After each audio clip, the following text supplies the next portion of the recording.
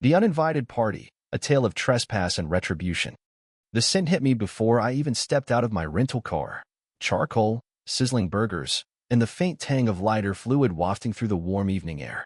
I just returned to my quiet suburban home in Maple Grove, Virginia, after a grueling 2-week business trip to Seattle. All I wanted was to drop my bags, crack open a cold beer, and sink into my couch with a baseball game on TV. Instead, I was staring at a full-blown party in my backyard, private, meticulously maintained backyard complete with folding chairs, a makeshift DJ booth blaring classic rock, and my neighbor, Linda Harper, presiding over my grill like she owned the place. Linda, a 60-year-old with a penchant for gaudy jewelry and a voice that could carry across 3 counties, was waving a hot dog like a scepter, regaling a group of strangers with one of her endless stories. Her dyed auburn hair was pulled into a tight bun, and she wore a bright red blouse that screamed, "I'm in charge here." I stood frozen by my car, my suitcase still in hand, taking in the surreal scene. At least 30 people were milling around my property, strangers lounging on my patio furniture, trampling my rose garden, and, unbelievably, one guy using my garden hose to fill a kiddie pool for a gaggle of kids I'd never seen before. The audacity was staggering, almost impressive in its sheer nerve. I set my suitcase down and walked toward the backyard, my dress shoes clicking on the driveway. Linda spotted me first, her eyes widening for a split second before narrowing into a calculated squint. She adjusted her grip on the hot dog and strode toward me with the confidence of someone who'd never been told no. "James Carter," she called out, loud enough to draw every eye in the yard. "We were wondering when you'd show up to your community welcome event." "Community welcome event?" I repeated, my voice low but firm. I'd lived in this house for 4 years, and Linda had never done more than offer a curt wave from her driveway. Now she was spinning this trespassing fiasco as some kind of neighborly gesture. "Linda, this is my backyard. You're using my grill, my furniture, my water without asking." The music softened as people sensed the tension. Linda's smile tightened, her eyes darting to the crowd for support. "Oh, James, don't be such a grump. We're having a wonderful time, bringing the neighborhood together. I'm running for the HOA board, and this is a perfect chance to unite everyone. You should be thanking me." Thanking her? For invading my property while I was 3,000 miles away? For turning my quiet retreat into a block party I didn't authorize? The gall was breathtaking. I crossed my arms, my suit jacket still wrinkled from the flight. "Linda, I need you and your guests to pack up and leave. Now." Her smile faltered, and I saw the gears turning behind her eyes. She glanced at the crowd or audience, really, and decided to double down. "You know what?" she said, loud enough for everyone to hear. "I think I need to call the police. You're being aggressive, James, and I'm concerned for everyone's safety." The crowd murmured, some nodding in agreement, others looking uncomfortable but staying silent. Linda pulled out her phone with a flourish, dialing 911 like she was starring in a reality TV show. "Yes, hello," she said into the phone, her voice dripping with faux distress. "There's an aggressive man here threatening me and my guests at a community event. He's being hostile, and I'm genuinely afraid." I stood there, stunned, as she painted me as the villain in my backyard. I was a 52-year-old financial consultant in a wrinkled suit, fresh off a red-eye flight, asking trespassers to leave my property, and somehow I was the threat? The crowd formed a loose circle around us, pretending to mind their own business while hanging on every word. A guy in a polo shirt, his name tag reading, "Hi, I'm Greg," in a cheery font, stepped closer to Linda. "We've got your back," he said, shooting me a glare that might have been intimidating if he didn't look like he'd just wandered off a golf course. A woman clutching a wine glass chimed in. "Yeah, we all saw how aggressive he was, storming in here and making demands." I had to admire Linda's strategy. She turned a clear-cut case of trespassing into a performance where she was the victim and I was the antagonist. My property rights were getting lost in her carefully crafted narrative. "Officers are on the way," Linda announced, hanging up with a triumphant smirk. "Thank goodness we live in a community where we can count on protection." The irony was so thick it could have choked me. She'd illegally occupied my property, called the police on me for objecting, and somehow made it about community safety. "You know what your problem is, James?" she said, stepping closer. "You don't understand how neighborhoods work. This isn't about your little property lines. This is about bringing people together for the greater good." "The greater good?" I gestured at the trampled roses and beer cans littering my patio. "Is that what you call breaking these days?" Linda laughed, a sharp, grating sound. Breaking? This is a community space, and I'm building connections. If you can't see the value in that, maybe you don't belong here. The crowd nodded along, emboldened by her performance. Greg positioned himself like Linda's personal bodyguard, while the wineglass woman kept filming, probably already planning her social media post. But Linda had made a critical mistake. She assumed I'd back down under social pressure and the threat of police. She didn't know I'd dealt with worse in boardrooms and courtrooms.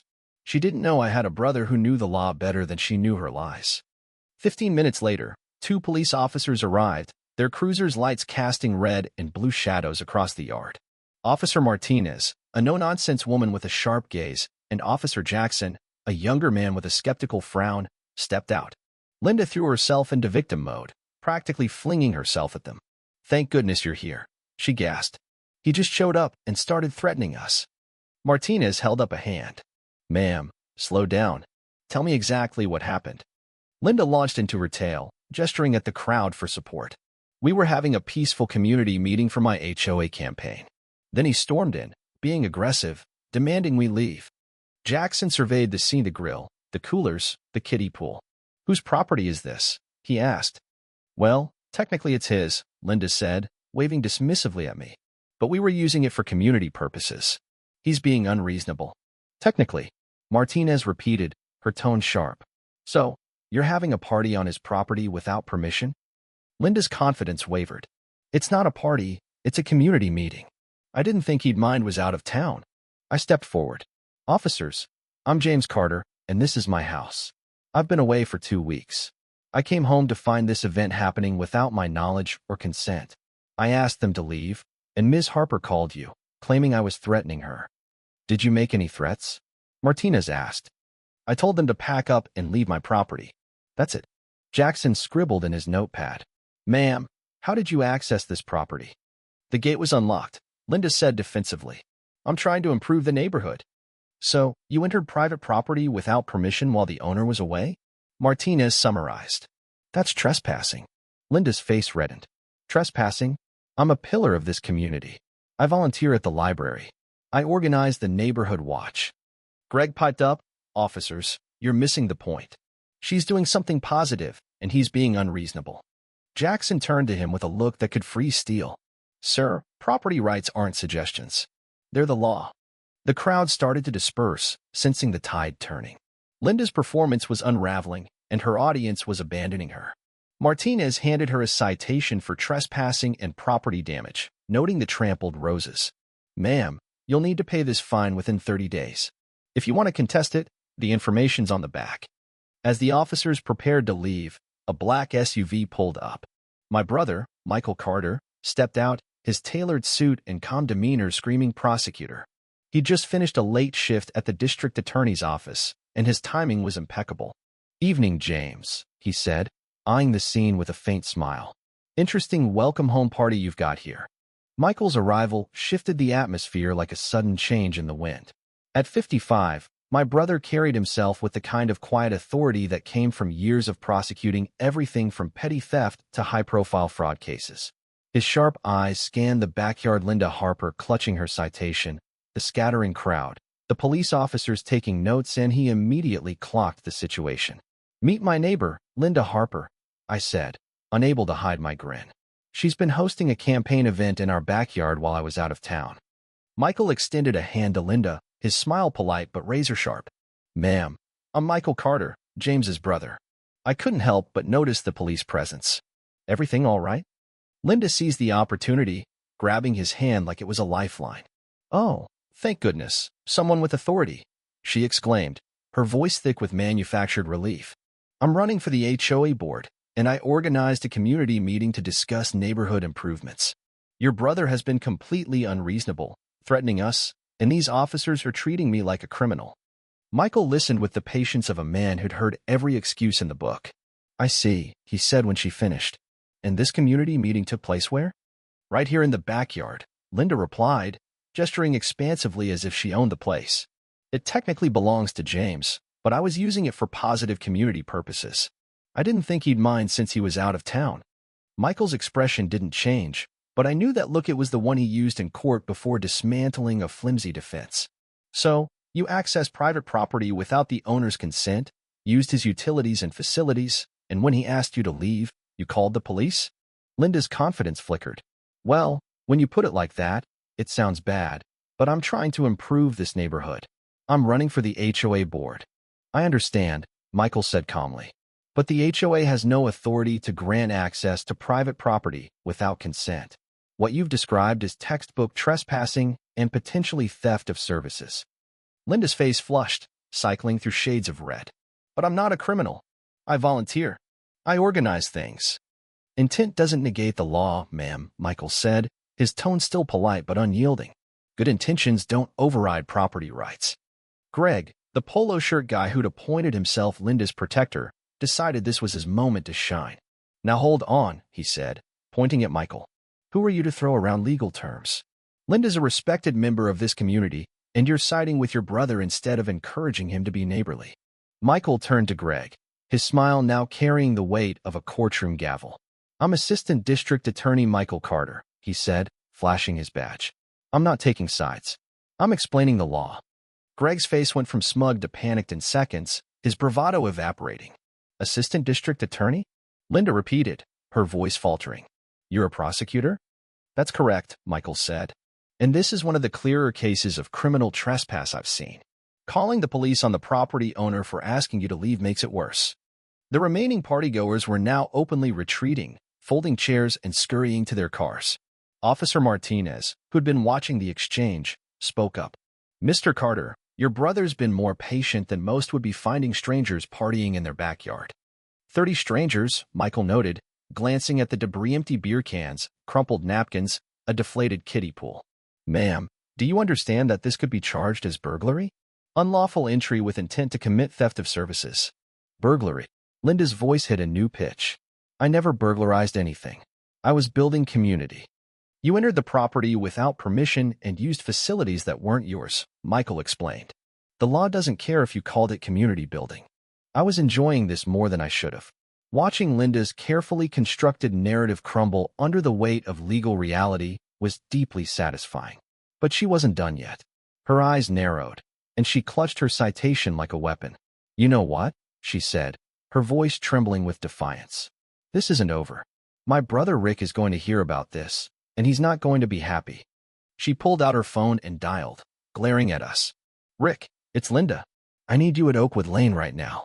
These people are harassing me, and I need backup. Michael and I exchanged a glance. In my 4 years living next to Linda, I'd heard plenty about her brother Rick Harper. He was the kind of guy who solved problems with his fists, the kind of neighbor you avoided at all costs. Linda wielded his name like a club, threatening anyone who crossed her with what Rick would do. He's on his way, Linda announced, her voice carrying over the now silent yard. Rick doesn't take kindly to people disrespecting his family, especially not people like you. People like us?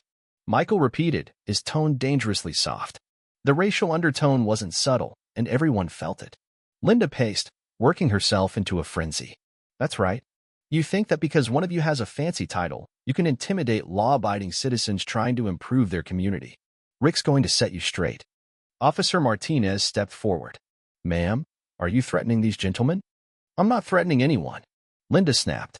I'm just saying my family doesn't tolerate disrespect.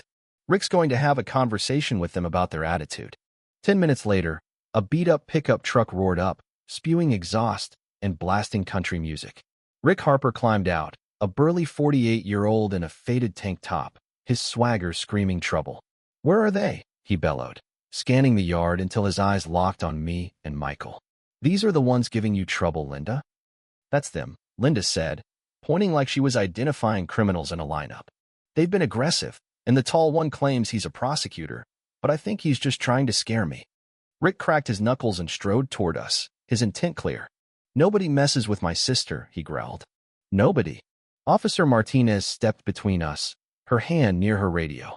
Sir, I need you to calm down. This is a civil matter, and we're handling it. Civil matter?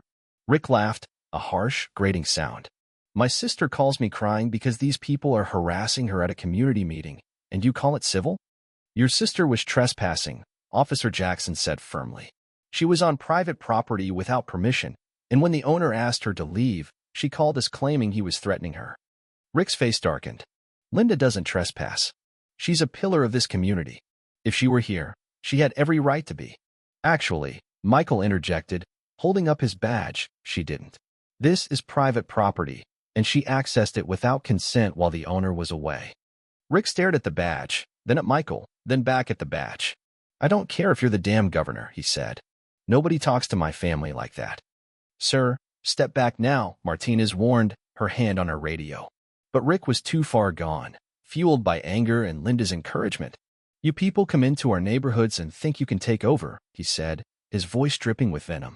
This is still America, and we don't put up with that. The racial subtext was unmistakable, and the air grew heavy. Linda nodded, egging him on. Tell them how things work around here, Rick.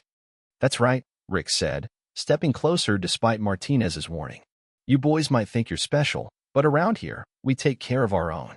When outsiders cause problems for good folks like Linda, we handle it. He was inches from my face now, his breath reeking of cheap beer. Here's what's going to happen, he continued. You're going to apologize to my sister, let her finish her event, and show some respect for people who've been building this neighborhood since before you showed up. Martinez had had enough. Sir, you're interfering with a police investigation, making threats, and disturbing the peace. Step back, or you're going to jail. Rick didn't back down. Maybe you need to learn to respect the hard way, he said, glaring at me. I smiled, calm as ever. Officer Martinez, did you hear that threat? I certainly did, she replied, pulling out her handcuffs. In seconds, Rick was cuffed, his tough guy act crumbling as he realized he'd crossed a line. Linda's jaw dropped, her master plan backfiring spectacularly. This is police brutality, she shrieked as Rick was led to the cruiser. He was just defending his family. Your brother threatened violence after being told to stand down, Jackson said. That's criminal behavior. Michael stepped forward, his voice steady. Officer, I witnessed the entire incident. Mr. Harper made explicit threats, used racially charged language, and attempted to intimidate citizens exercising their property rights. Racially charged? Rick shouted from the cruiser. I just said you people. That's not racist. The silence was deafening. Even the few remaining guests looked embarrassed, their support for Linda evaporating. Michael pulled out his phone. Fortunately, I recorded the entire interaction for legal protection. Standard practice for prosecutors. He played a snippet, Rick's voice, clear as day, saying, You people come into our neighborhoods and think you can take over. Linda's face went pale. You recorded us? Ma'am, I'm a prosecutor, Michael said.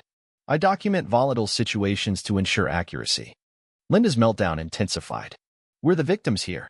I was doing community work, and now my brother's arrested. Your brother was arrested for criminal threats, Jackson corrected. And you were cited for trespassing, theft of services, and property damage. I watched as the last of Linda's guests fled, leaving behind a mess of chairs, cans, and shattered illusions. Linda had called the police to intimidate me, but she'd only succeeded in exposing herself and her brother. It was a victory, but something told me Linda wasn't done fighting. The next morning, I sat on my back patio, sipping coffee and savoring the quiet. The chaos of the previous night, Linda Harper's unauthorized party, her brother Rick's arrest, and the police dismantling her victim narrative felt like a distant dream. My backyard was mine again. The trampled roses a small price to pay for the satisfaction of watching Linda's scheme implode. But the peace was short-lived. My phone buzzed with a flood of notifications from neighbors, and I quickly learned that Linda wasn't licking her wounds quietly. Word of the backyard debacle had spread like wildfire through Maple Grove's gossip channel's Facebook groups, neighborhood watch emails, and good old-fashioned phone calls. By 8 a.m., my inbox was overflowing with messages from curious neighbors, some sympathetic, others skeptical. Mrs. Evelyn Thompson, a retiree from 2 streets over, called first. James, I heard about last night, she said, her voice hushed like she was sharing a state secret. Linda's telling everyone you and your brother intimidated her for trying to organize a community event. But Helen Carterno relation was there and says Linda was trespassing in your yard. That's accurate, Evelyn, I said, setting my coffee down. She threw a campaign party in my backyard without permission while I was out of town. When I asked her to leave, she called the police, claiming I was threatening her. My goodness, Evelyn gasped. And I heard her brother was arrested. Also true.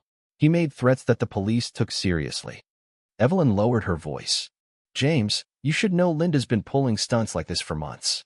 She held a neighborhood safety meeting in the Wilsons' driveway while they were at their son's wedding. Came home to find her handing out flyers on their property like she owned it. This was news to me, but it explained Linda's brazen confidence. She'd been getting away with using people's property for her HOA campaign because most folks were too polite to conflict-averse call her out. My phone buzzed again, this time a text from Rachel Kim, a local councilwoman who lived a few blocks away. James, Linda's telling people she's already won the HOA election. She's making promises about lowering assessments and enforcing community standards that she has no power to enforce. People are asking questions. Before I could respond, David Reynolds, the HOA board president, called, sounding like he hadn't slept. James, we need to talk about last night. Linda's been calling board members since dawn, claiming you and your brother attacked her for hosting official HOA business. She's demanding we sanction you for harassing a candidate. David, I said, keeping my voice even, did she mention this official business was a party in my backyard without my permission? A long pause. She what? She threw a campaign event in my yard while I was out of town. When I got home and asked her to leave, she called the police, saying I was threatening her. On your property? David's voice rose. She told us you disrupted an official community meeting and used your brother to threaten her legally. My brother, Michael, is an assistant DA. He came home during the police visit and explained property law. He didn't threaten anyone. He recorded the whole thing for legal protection. Recorded it. David sounded like he was choking. She didn't mention that. You're welcome to hear it. It includes Linda admitting to trespassing, her false police report, and her brother making racial threats. Racial threats. David's voice jumped an octave. Her brother said something about you people and keeping the right kind of people in the neighborhood.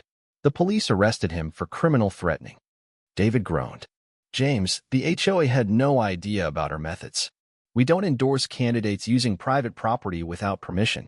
I figured, I said. Linda seemed to think the HOA gave her authority over my backyard, but I assumed she just misunderstood the law.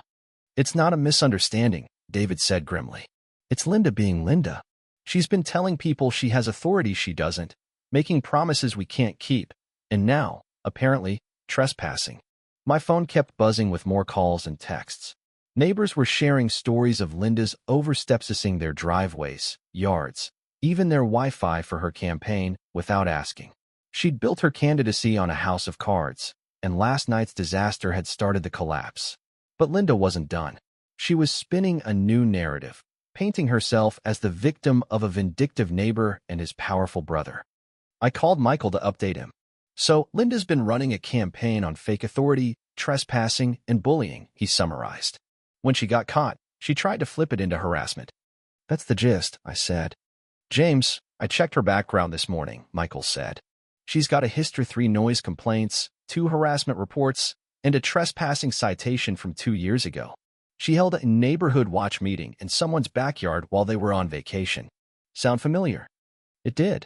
Linda had been testing boundaries for years, banking on people's reluctance to confront her. Last night, she'd pushed the wrong guy. What about Rick's charges? I asked. Criminal threatening with a racial bias enhancement, Michael said. With my recording and police witnesses, those charges are ironclad. He's looking at jail time. My phone pinged with a text from Linda herself. I hope you're proud, James. You've ruined a good woman's reputation over a misunderstanding. The community will remember how you treated someone trying to help. I showed it to Michael when he came over for lunch. He shook his head. Even now, she's playing the victim. She thinks good intentions excuse crimes. Should I respond? Don't. Save it. Something tells me her education and consequences isn't over. He was right. 3 weeks later, the HOA election results came in, and Linda's campaign crashed harder than a bad stock market day. Out of 847 voters, she got 23 votes, a humiliating defeat. Rachel Kim, her opponent, won with 612 votes, running on transparency and respect for property rights. The HOA issued a statement disavowing Linda's tactics, emphasizing that candidates must follow local laws and respect private property. Rick's legal troubles piled on. The audio evidence of his racial threats led to a 6-month sentence, plus anger management and community service. Linda's trespassing citation escalated when she tried to fight it in court, claiming it was community service. The judge, unimpressed, increased her fine for wasting court time, and assigned her community service cleaning local parks, a poetic twist for someone who claimed to love community improvement. The neighborhood turned on her. Stories poured out. The Wilsons confirmed her unauthorized driveway event. The Garcias revealed she'd promised tax reductions she couldn't deliver. Mrs. Thompson shared that Linda had spread rumors about undesirable residents, lowering property values, rumors that echoed Rick's recorded threats. The local Facebook group became a showcase of Linda's misdeeds, with neighbors posting screenshots of her aggressive messages and treating her campaign as a cautionary tale. Sitting on my patio, I heard Linda sobbing in her backyard the morning after the election. "This is all your fault," she yelled into her phone, probably blaming some poor soul for her failed police call. "Do you know how humiliated I am? Everyone thinks I'm a criminal." She ranted about legal fees, lost respect, and her ruined reputation, but never once took responsibility for trespassing, lying to the police, or unleashing her brother. Her delusion was almost tragic. The neighborhood felt lighter without her influence. Meetings were civil, property values held steady, and I could garden without worrying about uninvited campaign rallies. But something told me Linda wasn't done. Her kind never went quietly. 6 months later, my doorbell rang. Through the peephole, I saw a woman in a crisp business suit, clutching a briefcase.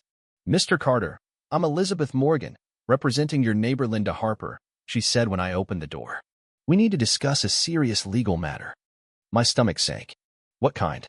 "Allegations of harassment, intimidation, and civil rights violations," she said, her tone clipped. "My client has been documenting your actions for 6 months."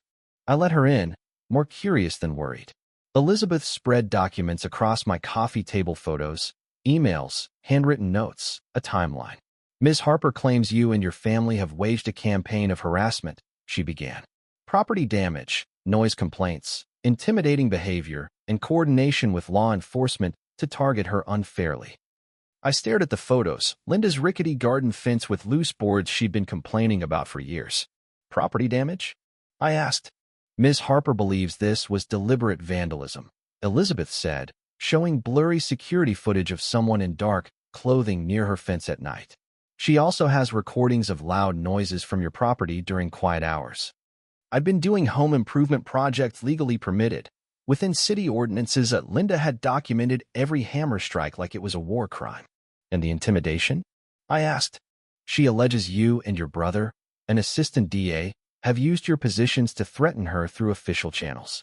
She believes her brother's charges were fabricated." "Rick made racial threats on a recording," I said. "That's not fabricated." "Ms. Harper claims the audio was edited to misrepresent his words," Elizabeth replied smoothly. "She's had it analyzed by experts." This was surreal. Linda wasn't just doubling down, she was rewriting history. "What does she want?" I asked. "Accountability," Elizabeth said. "She's suffered emotional distress, financial losses, and reputational damage. She's seeking $250,000 in damages, plus attorney fees, and a restraining order." I nearly choked. $250,000 for her trespassing? For her brother's threats? She'd flipped the script, claiming I was racially harassing her. "Ms. Morgan, did Linda mention she started this by using my property without permission?" "She believed it was a shared community space," Elizabeth said. "Your reaction was disproportionate." "And her brother's racial threats?" "She says they were taken out of context, possibly altered." Elizabeth packed up her documents. "Ms. Harper doesn't want this to go to court, but if you refuse to settle, she's prepared to file a federal civil rights lawsuit. Everything will be public: her story, the media, the community. People will choose sides." After she left, I called Michael. "She's suing us for $250,000, claiming harassment and civil rights violations," I said. "That's insane," Michael replied. "We have recordings, police reports, and witnesses."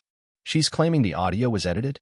"She's got a lawyer who specializes in turning disputes into discrimination cases. Elizabeth Morgan's known for making defendants' lives expensive, even if she loses." The weight of Linda Harper's lawsuit threat hung over me like a storm cloud as I stood in my backyard, staring at the fence separating my property from hers. The audacity of her claim that I, a 52-year-old financial consultant who'd done nothing but defend my own home, was somehow orchestrating a racial harassment campaign against her was both infuriating and chilling. She'd spent 6 months crafting a narrative, hiring a high-powered lawyer, and building a paper trail of half-truths to turn her crimes into my persecution. I knew she wasn't just fighting for money. She was fighting to rewrite reality, to make herself the victim and me the villain in our quiet Maple Grove neighborhood. I called Michael immediately after Elizabeth Morgan's visit. She's claiming we've been harassing her for 6 months, I told him, pacing my living room. She wants $250,000 and says the audio of Rick's threats was edited. Michael was silent for a moment, a rare pause from a man who always had an answer. Blake, I got a call last week from Linda, he finally said. She accused me of prosecutorial misconduct in Rick's case, claiming I had a vendetta against her family. What did you do? Told her to file a formal complaint if she believed it, which she did yesterday. That means an internal investigation into my handling of Rick's case. Her lawyer probably knows and is using it as leverage. My stomach tightened. What does that mean for us? It means this just got complicated, Michael said. But we fight it. Linda found a lawyer who specializes in turning disputes into discrimination cases. Elizabeth Morgan's known for making defendants pay, win or lose. Even if we're in the right, this could cost us. I hung up, feeling the walls of my peaceful life closing in. Linda wasn't just attacking me legally, she was attacking my reputation, my place in the community, my sense of safety in my own home. She'd underestimated me once, assuming I'd back down under social pressure. Now, she knew I had resources and a brother who understood the law. Her new strategy was to bury us in legal fees and public scrutiny, to make us the pariahs of Maple Grove. 3 days later, my neighbor Evelyn Thompson caught me checking my mail, her face etched with worry. James, Linda's been going door to door, asking people to sign a petition supporting her civil rights complaint, she said. She's saying you've been damaging her property and using Michael's job to threaten her with false arrests. My heart sank. Linda was waging war in the court of public opinion, painting herself as a victim before I could tell my side. What kind of petition? I asked. Something about protecting her from intimidation, Evelyn said. She's telling people she's afraid to be in her own home, that she's installed security cameras because she fears retaliation. Security cameras? That rang a bell. Elizabeth Morgan had mentioned footage of vandalism on Linda's fence. Linda was building evidence in real time, twisting every normal event into her narrative. How many people have signed it? I don't know, Evelyn admitted. She's convincing, James. When someone shows up crying about harassment, most folks sign just to avoid drama. That evening, David Reynolds, the HOA president, called, his voice heavy. James, Linda's filed a complaint with the HOA, alleging ongoing harassment and a campaign of terror. She's demanding we take action to protect her. Campaign of terror? I nearly laughed. David, I haven't spoken to her since the night she was cited for trespassing. I know, he said. But she's got photos, recordings, witness statements, neighbors saying they've seen suspicious activity around her property, heard loud noises from your direction, observed aggressive behavior from you and Michael. Linda had turned my weekend lawn mowing and home repairs into a conspiracy. What does the HOA want from me? I asked. We want this to go away, David said. We're considering mediation to resolve it before it escalates. Mediation assumes both sides have valid grievances, I said. This isn't a dispute, it's a false accusation campaign. I hear you, James, but the board has to treat both sides equally until the facts are clear. Linda's strategy was brilliant in its malice. She was isolating me, making me prove my innocence while she played the victim. Every hammer strike, every mowed lawn, every normal act of homeownership was now evidence of harassment. But she'd forgotten one thing. Lies, no matter how well documented, crumble under scrutiny. The next morning, Detective Maria Delgado called with news that felt like sunlight breaking through clouds. Mr. Carter, we've been interviewing witnesses from the original incident, she said. Linda's version doesn't match what anyone else remembers. Several people say she's been approaching them, trying to get them to change their stories about that night. Change how? I asked, suggesting they misunderstood what they saw, that Michael was more aggressive than they recall, that Rick's comments weren't as bad as they seemed. Classic witness tampering. My pulse quickened. Witness tampering was a serious crime, one that could destroy Linda's credibility. What happens now? We're finishing the investigation, Delgado said. But off the record, Linda's complaint is falling apart. Her timeline's inconsistent, her evidence doesn't add up, and now we have witnesses saying she's tried to manipulate their testimony. This case will close with no action against you or Michael. And the tampering? That's a separate matter, We're referring to the DA's office for possible prosecution. For the first time in weeks, I felt hope. Linda's elaborate scheme was unraveling, and her mistakes were piling up. But I should have known she wouldn't go down without a fight. She had one last card to play, and it was about to make everything explode. A week later, Delgado called again, urgency in her voice. "Mr. Carter, can you and Michael come to the station? We need to talk." When we arrived, Delgado was waiting with a thick file and an expression of professional satisfaction mixed with disbelief. "Gentlemen, I've investigated false complaints for 20 years, but this takes the cake," she said, spreading documents across the table: bank records, insurance claims, legal contracts. "Linda Harper hasn't just been filing false allegations against you. She's been running a fraud operation for years." I leaned forward, stunned. "What kind of fraud?" "She's sued 3 neighbors, 2 former employers, and a local business owner," Delgado explained. "Her pattern is always the same: create a confrontation, document it selectively, claim harassment or discrimination, and demand settlements. Over 5 years, she's made about $400,000. Michael whistled. $400,000? That's not all," Delgado said, pulling out insurance documents. "Every time she files a harassment claim, she files disability claims for stress and anxiety, collecting payments while pursuing lawsuits. That's insurance fraud and tax evasion." I felt my jaw drop. Linda wasn't just a bad neighbor, she was a career criminal. Delgado held up a recording device. "She made a fatal mistake hiring Elizabeth Morgan. Morgan's expensive, and Linda couldn't pay up front, so she promised a cut of any settlement. Morgan recorded their consultation for her protection." Delgado played the recording. Linda's voice was unmistakable. "I need to make this look like racial harassment. The fact that they're black and I'm white gives me leverage. People are more likely to believe I'm the victim if it's about race." Morgan's voice responded, "Ms. Harper, I cannot assist with false claims." "It's not false," Linda insisted. "They upset me, and I felt harassed. The racial angle just makes the story more compelling."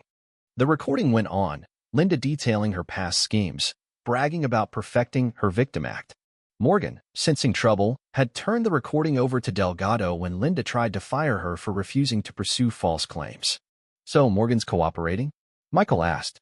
"Fully," Delgado said. "Linda even threatened to sue her for malpractice."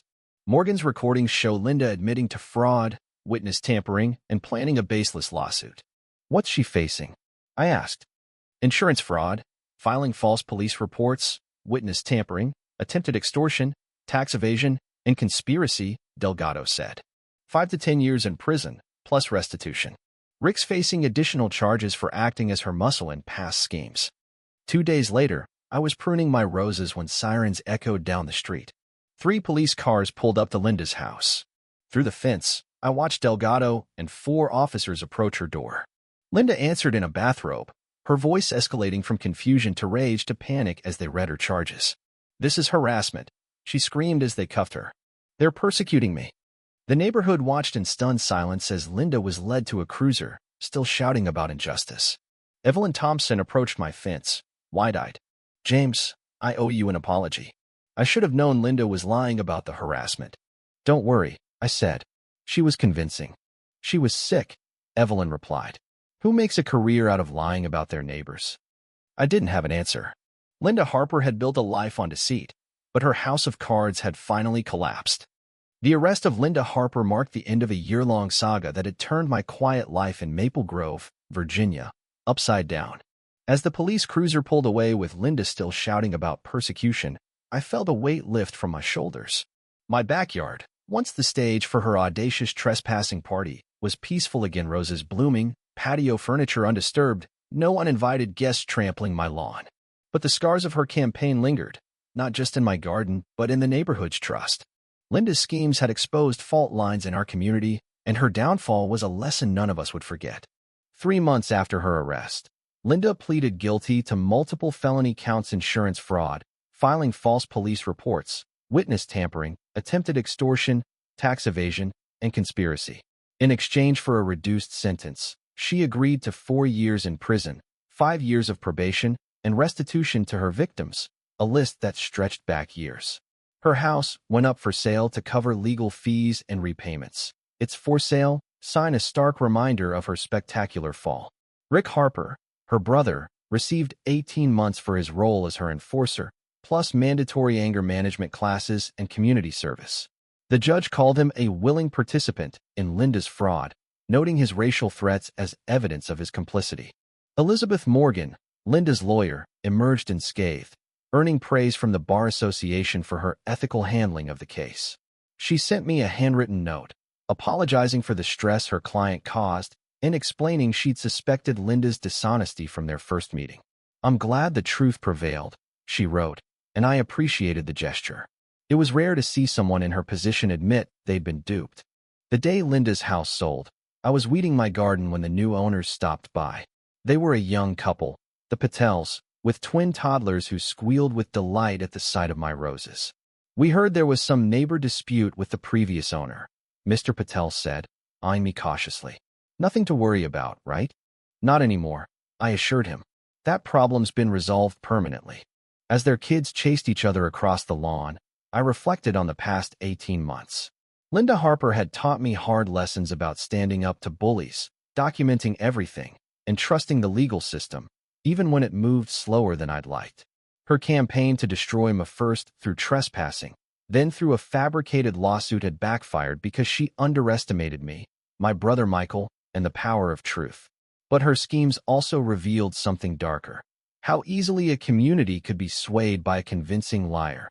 How quickly neighbors could turn on each other when fear and division were weaponized. The neighborhood healed slowly. Rachel Kim, the new HOA president, prioritized transparency and respect, hosting meetings that felt collaborative rather than confrontational.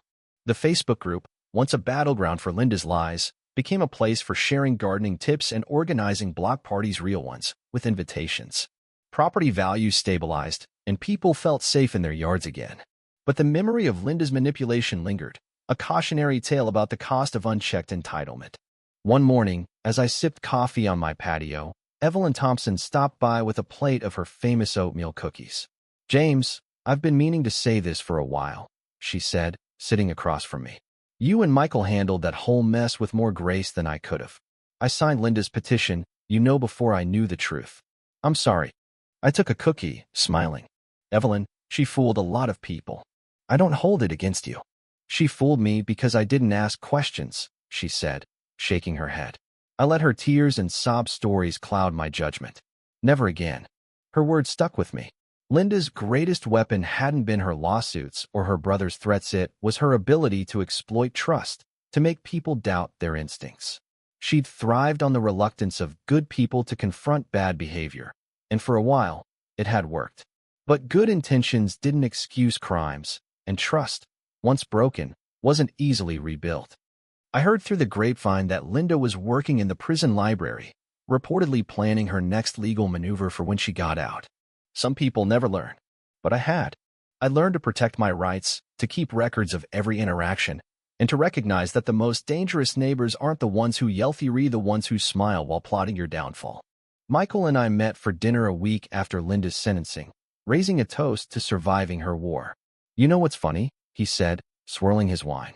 "She thought she could outsmart the system, but she didn't count on us knowing it better." "She didn't count on you recording everything," I said, laughing. "That was her fatal mistake." "Standard practice," he said with a grin. "But honestly, James, you held your ground. Most people would have caved under that kind of pressure." I shrugged. "I just wanted my backyard back." "And you got it," he said. "Plus, a neighborhood that's stronger for it." He was right. Maple Grove was better without Linda's toxic influence.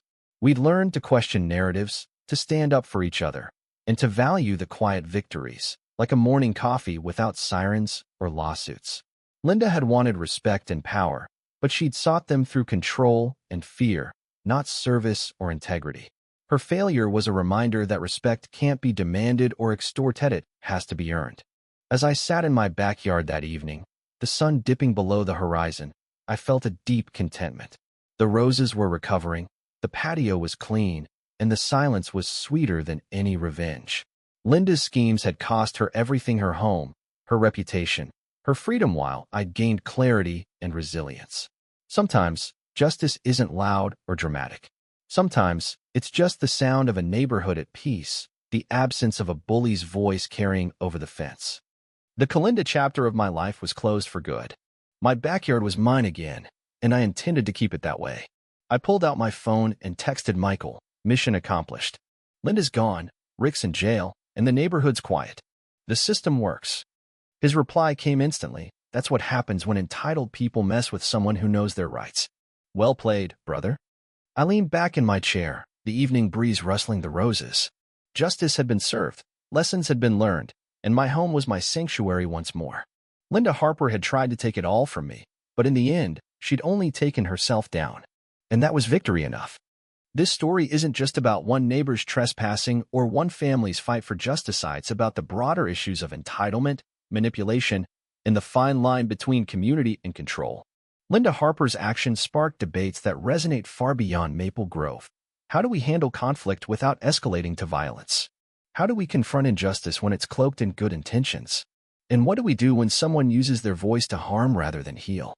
I'd love to hear your thoughts in the comments below. Have you ever faced a neighbor like Linda, someone who crossed boundaries and refused to back down? How did you handle it? Do you think violence, like Rick's threats, ever solves disputes, or does it only deepen the divide?